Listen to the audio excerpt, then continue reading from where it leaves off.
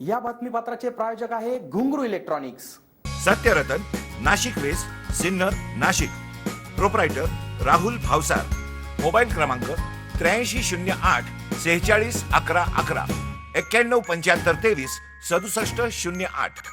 शुक्रवार दिनांक 28 फेब्रुवारी रोजी नाशिक येथील जिल्हाधिकारी कार्यालयात सिन्नर तालुक्यातील समृद्धी प्रकल्पबाधित शेतकऱ्यांच्या समस्या मांडण्यासाठी आमदार माणिकराव कोकाटे यांच्या पुढाकारातून बैठकीचे आयोजन करण्यात आले होते। या बैठकीत समृद्धी महामार्गाशी संबंधित अधिकारी व शेतकरी उपस्थित होते। यावेळी आमदार माणिकराव कोकाटे यांनी महामार्गाच्या बाजूने सर्व्हिस रोड द्यावा, धुळीमुळे होणाऱ्या पिकांच्या नुकसानीची भरपाई द्यावी, प्रकल्पाच्या क्रॉसिंगमध्ये अनेक पाईपलाईन नष्ट होणार आहेत, त्यामुळे पाईपलाईनची जागोजागी डक उभारावे, तसेच भविष्यातील धोका विचारात घेता प्रत्येक गावच्या सीमेवर भुयारी मार्ग उभारण्याच्या सूचना करण्यात आल्या।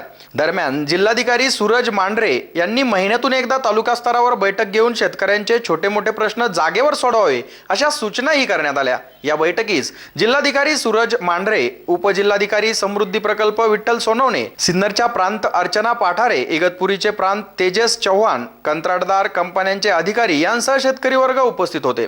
एसएन न्यूज साठी अक्षय गायकवाड। काय मीटिंगमध्ये बैठक झाल्यानंतर कलेक्टर काय म्हणतात तुमची एकूण तक्रार? काय राज्य सरकारच्या महत्त्वाकांक्षी समृद्धी हायवेचं काम जोरात सुरू आहे।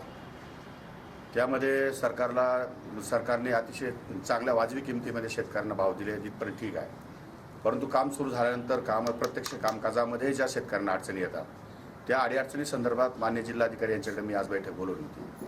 त्यामध्ये प्रामुख्याने काम चालू असताना जी धूळ उडते त्यामुळे पिकाचं नुकसान होतं, तो एक मुद्दा अनेक शेतकऱ्यांच्या तक्रारी होत्या। त्या संदर्भात प्रत्यक्ष पंचनामा करून आणि त्या लोकांना कंपनीकडनं काही भरपाई आपण या ठिकाणी उपलब्ध करून देऊ असं आम्हाला जिल्हाधिकाऱ्यांनी सांगितलेलं आहे। नंबर 1।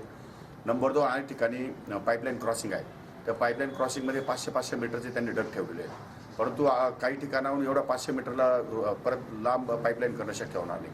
जिथं गरजेचं असेल, जिथं एकापेक्षा अधिक जास्त पाईपलाईन असेल 10, 15, 20, 25 त्या ठिकाणी डक प्रोव्हाइड करावे, ही एक मागणी होती, ती त्या मान्य केली जिल्हाधिकारी महोदयांनी आणि MSRDCच्या अधिकाऱ्यांनी।